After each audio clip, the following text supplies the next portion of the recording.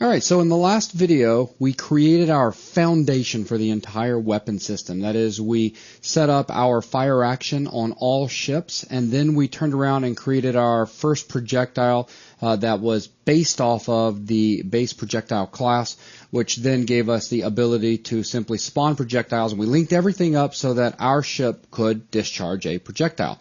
Again, we still do not have an actual weapon. In this video, we will be creating the foundation of weapons themselves. Not the weapon system, but weapons.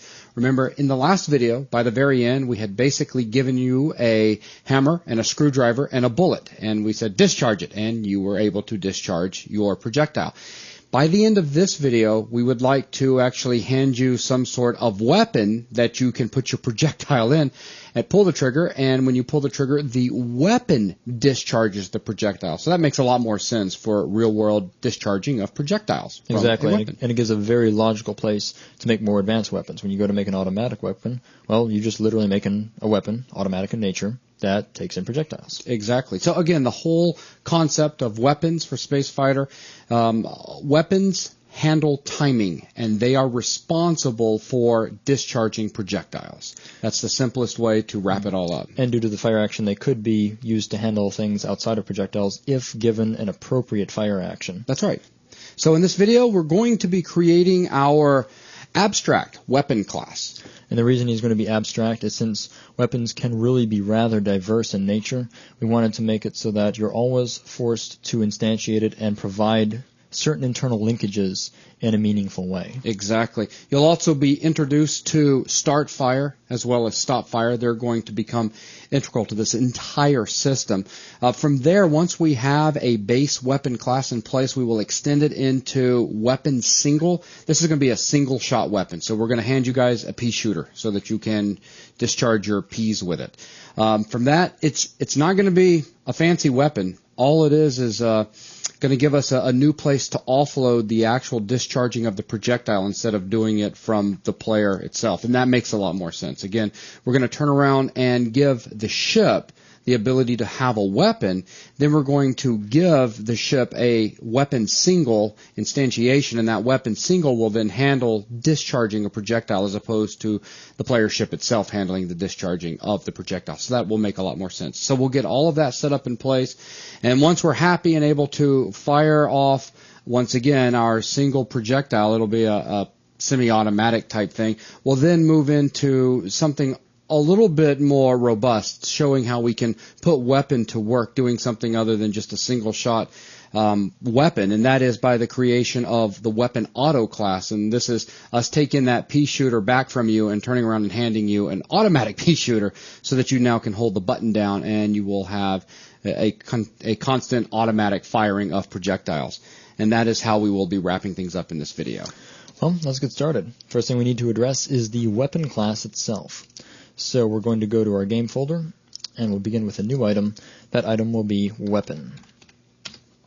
Inside of weapon, we will do the obligatory namespace cleanup, and we'll grab a using for system. And I'm very quickly scanning. I would very much like to copy this for time's sake. Here's a good line for using Microsoft.xna.framework. We'll get that in place. And just to point out, once again, weapon is not going to extend anyone. He is, in a way, somewhat like timer, and that timer is just an auxiliary system that allows, I guess you could say, auxiliary actions to work. One other thing we'll point out is that weapon itself is going to be abstract. Even though it's going to have functionality contained within, it's going to have actual fields contained within, but it's going to be marked as abstract simply to make it so that one cannot directly instantiate a weapon. We're going to make it so that the linkage has to be provided in further classes. So this will indeed be an abstract class. Alright, moving on from here, we can address the fields that are necessary for all weapons. First is a field to hold a reference back to the owning ship, because we're going to use that ship to do lookups on where we're currently at, our position, and we're going to use it, or we're going to need reference to it because the ship holds the fire action. Fire action is vital for being able to produce projectiles. So this is going to be a protected field. It will be of type ship, and it will be called ship. Now moving on from here, we need some properties for the weapon itself. We're going to have an offset to allow the the weapon to be positioned anywhere that we would like on screen in relation to the ship. That way we don't always have to have the weapon directly on top or directly centered. Now let's make sure that no one gets confused here. Let me play the role of student. So Logan, what you're saying is a visual weapon? I said I don't want anyone confused with an attachment, because what we're talking about is the spawning of a projectile location. Any weapon class in and of itself never extends game note, it has no sprite information, and it never draws. Weapons themselves are always invisible. The visual result that you will get from positioning a weapon is the point from which projectiles spawn. Exactly. Because remember, the fire action is kind of tuned for projectile work in that it takes in a position, and that means your projectiles are going to spawn somewhere on screen. And offset gives you an extra layer of adjustment, so you can say that projectiles come out of the front of the ship, they come out of the side of the ship, they come out the back of the ship. You can use offset to move the point of spawning around the actual visual entity, whatever that may be, whether a ship or whether some other kind of on-screen weapon. Exactly. I just didn't want any student out there confused with, oh, okay, so since we know that later on we're going to do sidearms for our ship here, so this offset must deal with that. And the answer is no. This is where your projectile will end up getting spawned from in the end. That's right. Its position is always going to be based on the ship that it's tied to. So to put these fields in place, we're going to have offset. We're also going to have direction. We will allow weapons to have control over the direction in which projectiles are spawned. So that way we can have the sequence of spawning be made up not only of timing, but of varying direction. So to drop all of these in, we'll begin with a public field of type vector2 for our offset. We'll have a public vector2 for direction. And we're going to put one more in place. Because we have a ship, we can look into that ship for position. We add that offset to that position to get the actual position we want projectiles to come from. It would be convenient to not always have to perform that operation every single time we want to use it. What I'll do is I'll also drop in a property. We'll call that property simply position. That position will automatically do the calculation necessary to look at ship's position and apply our offset.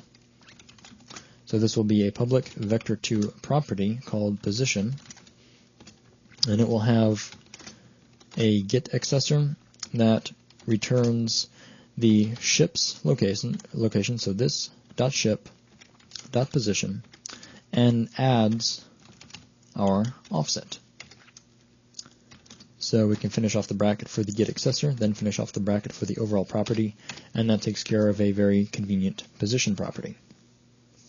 Now we can move on to the constructor itself. The constructor for weapon is going to require that you provide an instance of ship, since that is integral to the working of weapon. We absolutely have to be able to get back to a ship that has a fire action. So in our public constructor, public weapon will take in a ship parameter. We'll call that ship, and then we can give our body for the method. We'll start off by simply setting our ship field. Then we can turn around and we're going to do two other things inside of weapons constructor. We're going to provide default values for both offset and direction, because if direction starts out at a value of 0, and we multiply that by a given projectile speed, we'll end up with a weapon that by default causes weapons to be completely still on screen. It would be better to have something that causes them to move, because that at least gives us a good baseline to start working from. We have a visual result we can work with. For offset, I'm going to give a default value that is the top of whatever ship that this is associated with. This gives a good default for player ships, though it will have to be adjusted somewhat for enemies. So let's begin with offset. This .offset will be set to a new vector2, and that vector2 is going to be the position of the ship, and this .ship.position.x. And in Y, we're going to have this .ship.position.y, but here's where our offset comes in. I was talking a second ago moving the projectile up to the top of the ship, so we're actually going to subtract the ship's sprite origin in Y. So this .ship.sprite.position, or excuse me, origin, in Y. So with that, and that should take care of our offset. Now we need to address direction. We'll set this dot direction equal to a new vector2 of 0 in x and -1 in y. This will of course allow us to have the projectile move upscreen. And with these all in place, that takes care of our weapons constructor. Now we have an abstract method that we're going to add in and a virtual method. We're going to be defining the start fire and stop fire methods, one of which we will require an implementation in any descending classes, and the other we will allow end users to skip, or excuse me, end classes to skip. We'll begin with start fire. Start fire is going to be public, and it will be abstract. It will have void as the return type, and of course the name is start fire. So we'll give our open closing parentheses and then a simple terminator. Now for stop fire, I would rather stop fire to be optional in any descending classes. Because if you think of something like a semi-automatic weapon, you're not worried about when it stops. It stops firing after it fires a projectile, irrelevant of whether the fire button is held down or how long it's held down. It's not worried about continuing a fire. It's just we're looking for that start fire, and that's it. So we're going to define stop fire, but we'll define it as virtual instead of abstract. So I'll have public virtual void stop fire. And I'll provide an empty method body with empty brackets. And once again, this makes it much easier because there will be certain weapons that we will create that have no need of stop fire. So that way we're not forced to implement stop fire when we're not necessarily going to need it to make a weapon work. Moving on from here, we're going to put in our fire method. This is going to be a protected method. It will be virtual, and we'll have a void return type, and it is called fire. The idea is that fire is internally what actually causes the weapon to fire, because it's, you can kind of, if you want to look at this as from a black box view, look at weapon outside of it, our inputs here are calls to start fire and calls to stop fire. Basically we turn the weapon on and we turn the weapon off. Now internally that on and off action can actually result in many different sets of calls to fire. A semi-automatic weapon would simply directly link start fire over to fire. An automatic weapon might put a repeating timing system in place where start fire turns the timing system on and stop fire turns the timing system off. But the idea is that the calls all go back into fire, so we have one centralized place that, regardless of timing, whatever causes the weapon to fire is handled inside of here. And obviously the event from a timer would then turn around and call upon fire. Right, in the case of an automatic weapon, you could simply use a timer itself to perform the timing functionality. Now, what do we actually want to do when we know that the weapon is supposed to fire? Well, it's here that we go back and invoke the fire action delegate from our ship. So we'll say this.ship.fire action, and now we have more refined values to plug into direction and position.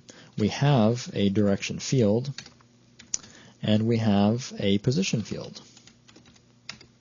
And each of those may be configured appropriately and then used once we get here.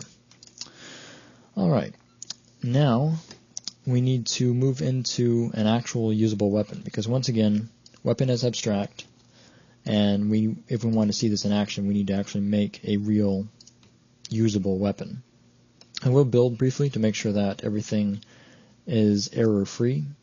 Then I'll go over to game, and we can take a look at our weapon single class, this being our semi-automatic example weapon. This being the simplest weapon we'll have in the entire game. So weapon single, after some brief namespace cleanup, we can turn our attention to the class itself. Weapon single will extend weapon, and in doing so it will have to provide a constructor which allows a ship field to be provided. So we will be making a constructor for weapon single that needs to take in a ship so that it can pass that along to the base call, base constructor using ship. And I'm actually going to put the braces on the same line as we need no additional functionality for the constructor. Now to set up the proper linkage, all we're going to do is override start fire, as that has to be done in any weapon. and we will wipe out our default exception that gets thrown in place, and we'll replace that with a call to this.fire. And that's it. That makes up our most simplistic of weapons. We can build and see that there are no errors. So really, all we have done in this weapon single class is taken what is provided in weapon, start fire, and fire, and directly link them together. That's right. Now, in order to begin using weapons with ship, we need to turn our attention to the ship class and create a field in which we can store weapons. So right after the fire action field, we can make a public weapon field, and we'll call that weapon. Now, before we move out of ship, there's a handful of methods that I'd like to put in place to allow, I guess you could say, more controlled access to the weapon and automatic cleanup in the event that the ship is destroyed. So we'll begin with two methods that we're going to add to ship. We're actually going to add a start fire and stop fire method to ship itself. That way we don't ever have to reach all the way into the ship class and start interfering with it. We're going to make methods that are on ship, and their purpose is going to be to ensure that the weapon field is set before it is actually called. Because looking at the constructor for ship, nothing is guaranteeing that weapon will even be instantiated. It could simply be null. So let's drop in two methods. Public virtual void. Virtual simply gives us the ability later in time, if we should like a ship to have very specific handling of some weapon, we can override it as necessary. We'll begin with start fire and stop fire. Since these weapons are identical except for name and function, I'll copy and paste start fire to duplicate it. But I'll simply change the name to stop fire. The implementation for start fire is to simply check our weapon field, make sure that it's not null, and then call its start fire method. So for the weapon. For the weapon itself, that's right. So that is, if this.weapon is not equal to null, then we would like to call this weapon's start fire method. And likewise in stop fire, if the same check comes back as applicable, if our weapon is not null, then we will make our call to stop fire. If you don't mind, Logan, I'd like to play the role of student for just a second, because this is another area that I think some people could become a little bit fuzzy with. Logan, I'm just kind of curious. You've already got a start fire and a stop fire. Now, I know you've already answered this, but it was very quick. You've got a start fire and a stop fire both on weapon and on ship, and then the ships is simply calling through to the weapons. Why is that? Well, why not just hit the weapons start fire? Two reasons. First, we do in fact have this check in place where we would otherwise have to make a similar check outside of the class, meaning if we were outside of ship, if we were in player, we're trying to invoke firing. As a matter of fact, let's take a look at it. If we were in player here, we're trying to invoke firing, so we're probably needing to call start fire on something. Mm-hmm. We see the weapon there and we call start fire. Well, we would have to be careful, and after this if statement, we need to do another check right here and say, okay, we've got a ship. Is its weapon there? Its weapon is there, and now we can make the call. If we make a safe call on ship that is callable whether or not we have a weapon, that simply makes it easier, because outside of that, if we ever for some reason have a weapon that has no, or a ship that has no weapon, the weapon gets disabled for some reason or any other reason. We're setting this up with the flexibility in place to make that happen. That's right.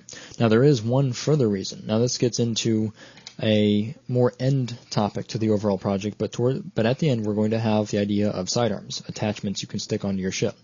Those attachments can themselves have weapons. Now when you fire, you'd like for both your ship and all of your sidearms to fire all at the same time. So we're going to need some way of passing functionality throughout this whole tree of objects. And we're going to set this functionality up so that it is robust enough that if you were to take a ship, parent just an inane object, a game node to it, and then parent a weapon to that, the call to fire needs to be able to survive all the way down to ship. So we want a safe call that we can have access to, so we don't have to do, well, all of the calls as we transverse the hierarchy. We can know that, well, for a ship, we can fire. End of story. It doesn't mean that firing will happen. We just know that we can always call fire. That's right. Very good. But moving on, there is one more method we need to add into ship, and that is to make sure that the weapon is cleaned up and stopped in the case of the ship dying. So in order to do that, we're going to override the remove method. So if we ourselves as a ship are being removed, we will do two things. We will stop the weapon firing, make a call to this.stopFire. Once again, call to our stop fire here, not the weapons, because still nothing at this point has guaranteed that we have a weapon instance. The other thing we'll do is we'll set our weapon field equal to null, because we don't want to run into a scenario where something, maybe a timer, still has linkage back into a weapon in question and is causing that weapon to fire. If we set this to null, we guarantee that if we ever get back into the ship, now even though the ship is supposed to have been removed, remember that it does have that dead field that gets set before it is physically removed from the list, not to mention any references that would still exist externally, such as timers. So by setting the weapon field to null, we ensure that any further calls to start fire and stop fire will not actually cause any weapon firing to occur. But with that, that is all the work that needs to be done inside of ship. So we'll build to ensure that there are no errors, and now we're getting very close to being able to test our new weapon system. There's two things we need to do though. First, we need to specify what weapon exactly the player ship uses, because we've got a weapon field and we have not populated it yet. So if we turn our attention to player ship, we can go one line after we established our fire action, and we can turn around and establish our weapon. This is really where it all starts to pull together right here. If we say this.weapon is equal to a new instance of weapon single, now remember we can't use weapon directly, it's abstract, but we'll use weapon single, and we'll pass ourselves in this instance of player ship as the ship. Now we have an actual weapon that can be used on player ship. The only final thing to do is to clean up the input section, that is to link the input, the fire button, over to ship.startFire instead of directly invoking its delegate. So over here inside of player, we'll replace this line with ship.fireAction where we're invoking it, and we'll say this.ship.startFire. And a much more simplistic call here is now we're not yet worried about direction. We'll let weapon worry about that. Yeah, and that reads so much better too. Also, I will make sure to put that call on our gamepad's input section as well. Now we can build and run, and we can fire the weapon. Now you'll note that aside from the fact that we're using the offset, the weapon class that is, has not otherwise given us any advantages. Not yet anyway. Now granted, from a programming side, it's given us a lot of advantages. We now have a very clean way of setting up a ship's weapon and a very clean way of calling the weapon's fire. But as far as a visual effect goes, we still have the same semi-automatic weapon. So to wrap up this video, we're going to establish the weapon auto class. That is an automatic fire weapon. Let's go over to game and we'll add a new item.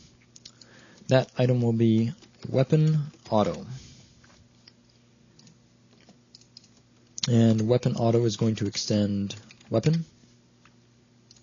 Let's also spend just a second, clean up our sub namespace, and we shouldn't need to worry about vectors or XNA types, so we'll leave out the using statement. If we end up needing to, we'll just simply add it in. So to get weapon auto started, let's think about weapon auto for just a second. A fully automatic weapon needs to have a continuous stream of fire at a given interval. So that means we're going to need two things. We're going to need a timer to cause a continual repeating fire to occur, and we're also going to need to store a value for what the fire interval is, how much time has to go past between each projectile firing. So we'll express these here as fields, so beginning with a timer field. We'll simply call that timer, and a double field. I'm actually going to make this one protected so that if anything should descend weapon auto, it will have access to this value. I'll make this a double in type, and it will be called fire interval.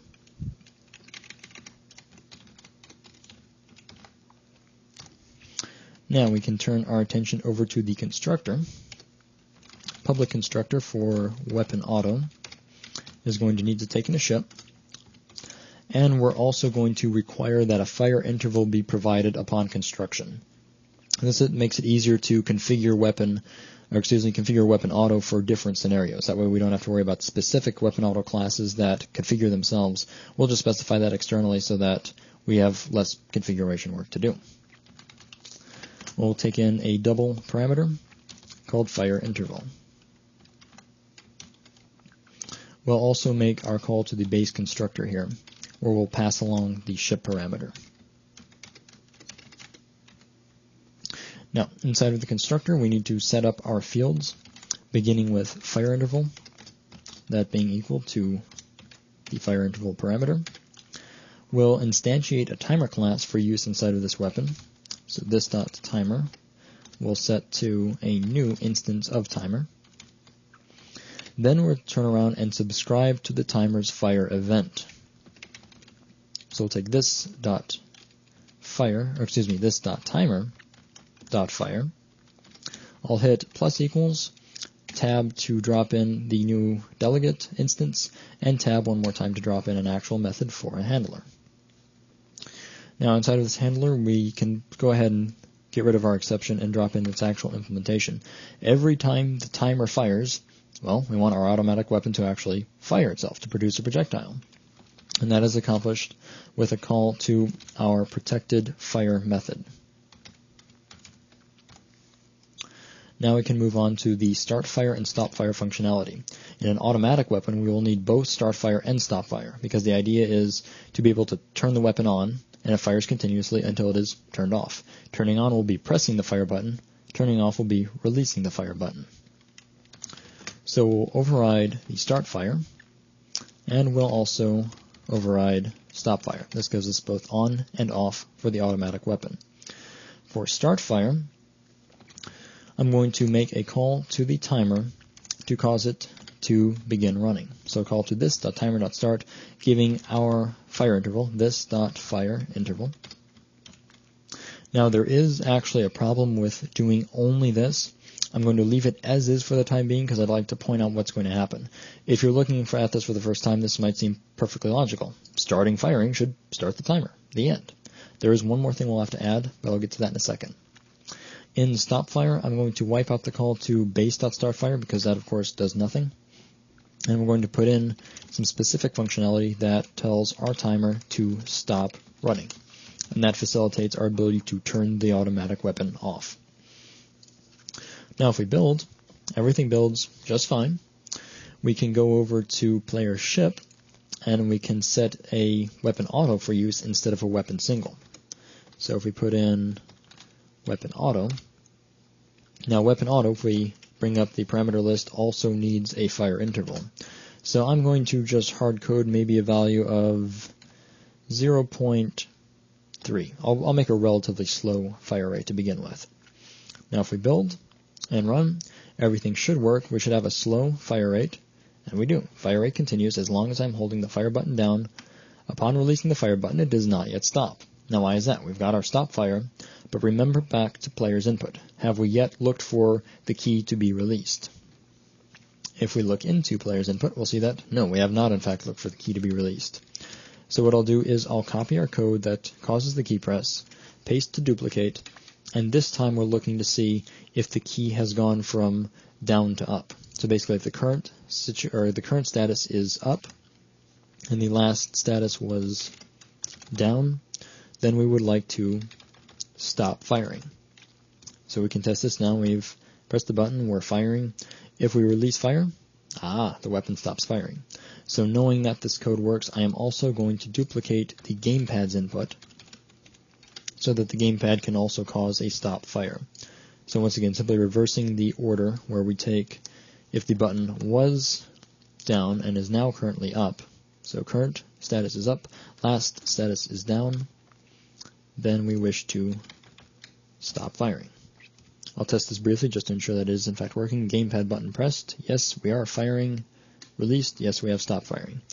Now, one other thing to point out with weapon auto is it's not yet complete. Its behavior is not responsive enough. If I simply tap the fire button, I get nothing. If I even hold the button for just a little bit, I get nothing. I actually have to hold for 0.3 seconds before projectiles begin to fire. Because that's when your first event is fired off from that timer. Exactly. If we remember the way that timers work, looking here at weapon auto, a call to timer.start does not immediately cause a call to the timer's fire event. We start the timer, we have to wait for one full timeout, one full interval to elapse before any calls are made. So in order to make the weapon responsive, because even in case of an automatic weapon, the trigger press fires instantly, and then you wait for subsequent fires.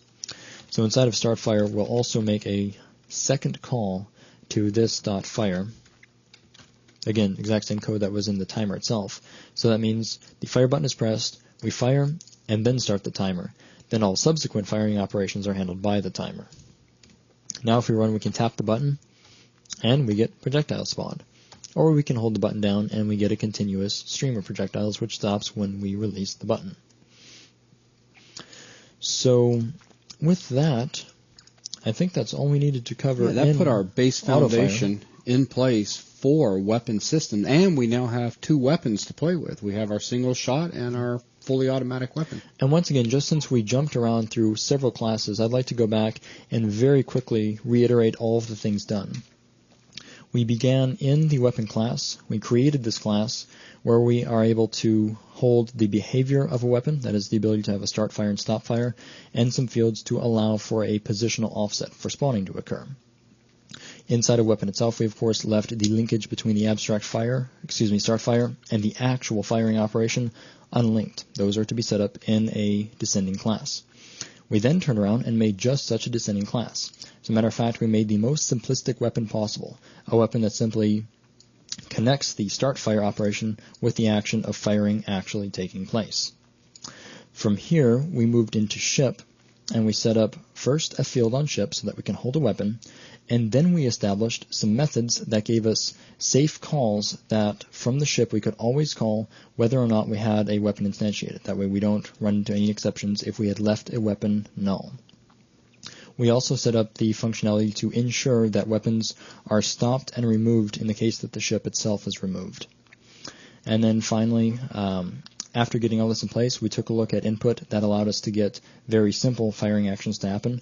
The weapon single itself did not provide, in my opinion, any satisfactory advantage. It provided a lot of good coding advantages, but nothing for playability. So we moved on. Hey, it gave you a nice offset. Oh, well, it gave an offset. That's kind of cool, I guess. But. So now our photon torpedo did not emit from the center of the ship. Well, there is that. That's. But I figured nice. we'd spice it up a little bit and write the auto fire weapon class. That is weapon auto. This is a weapon that relies on timer-based functionality to cause a continuous stream of projectiles to be spawned from your ship. Right. So we addressed the necessary control of that timer, the linkage between start fire and the actual fire method, as well as the fact that the timer itself causes fire functionality. So with that, that's where we arrived at our destination of having an auto-fire weapon usable by the ship. Yep. And with that, that is going to wrap up this video. Thanks a lot.